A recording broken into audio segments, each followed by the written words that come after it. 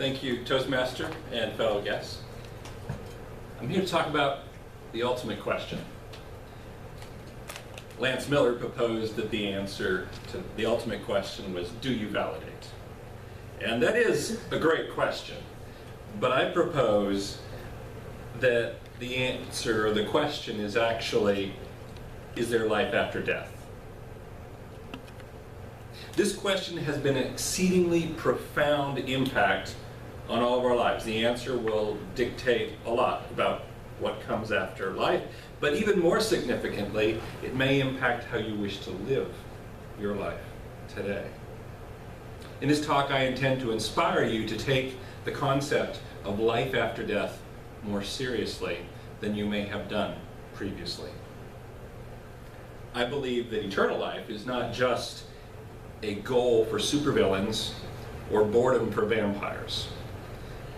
There's something very real about this. But if that's the case, why is there so little discussion about life after death? Fear. Yeah. Fear? Maybe people think it's not scientific. It's not science. But isn't science the process of discovering truth? Or have we confused it perhaps with the philosophy of scientism, which is the belief that all there is the material and whatever can be done to the material? The philosophy of scientism tells us that we are nothing more than meat machines, that we're mechanically programmed by physics and chemistry to follow a pre-programmed route through life. And scientism tells us that free will and thoughts are illusionary, and when we die, there's nothing more. By the way, scientism is a self-defeating belief because it's just like Wile E. Coyote digging a hole at the end of a precipice, because it undermines thought and logic itself. So let's take a look just in one area of life after death, the near-death experience, and talk about that today. Data from today's talk is taken from a book called The Evidence of the Afterlife, The Science of Near-Death Experiences by Jeffrey Long.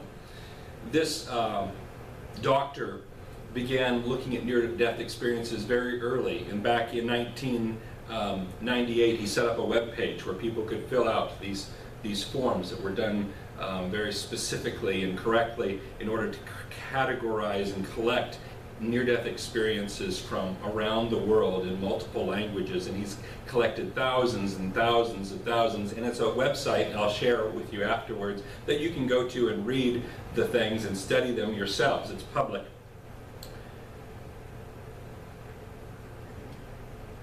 There are many different independent lines of argument that you can go through looking at these experiences, and I'm just going to cover 3 of them, but there's over 9 of them that are independent and scientific.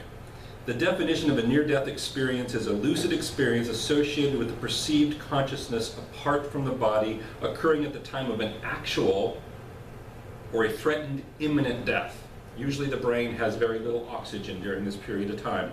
NDEs can occur with adults or children. They've been recorded since the time of Plato, and they have happened across all different races and cultures. An NDE is not a hallucination or some psychiatric dysfunction. They're real experiences. And the first thing I want to point out is that it's a lucid experience near death. Physics and brain chemistry tells us that when you're short on oxygen, you should not have a coherent experience. You shouldn't be able to put things in detailed order and have a clear thing that looks better than any dream that you've ever had. Yet in most of the cases for near-death experiences, they talk about experiences that are very real or realer than they've ever had in life, and they can talk about a very precise set of events. It should be impossible. Materialistic explanations have not proved any credible explanation that stand up to the evidence of these. One explanation, of course, is the Oprah effect. People have heard it on Oprah, and so therefore they're kind of reciting what they, or re-experiencing what they think they should have after experience. But when kids that are 5 and 6 have these experiences and they've never heard about it before, it casts that one out. There's out-of-body experiences where people will float above their body and see 360 degrees and be able to report on how they were being resuscitated. And they've done experiments, double-blind experiments, where they ask people to describe the events of your resuscitation, and the people who have had the near-death experience are extremely much more able to describe the experience than they are without it. And then they have this supernatural vision that's oftentimes reported. Even blind people report seeing vision. Some of them, even born blind, who can't even tell you what it means to see, report this thing that can only be described as vision that comes out of their near-death experience. It's absolutely wild. And these are just 3 of the small things, and it's all documented well in this book. In summary, this book describes these 9 things, and I think you'll find it very interesting to begin to look at the reality of near-death experiences. Now, if this is the ultimate question, what comes after death, we should be motivated to look into this. I think you will see the evidence inside your own minds, and you will have this understanding that there is free will, that there must be objective truth and fairness, that there is right and wrong, and there's a yearning for eternity. These things themselves speak to the fact that there must be something more to this life. Will you take time to consider the scientific evidence?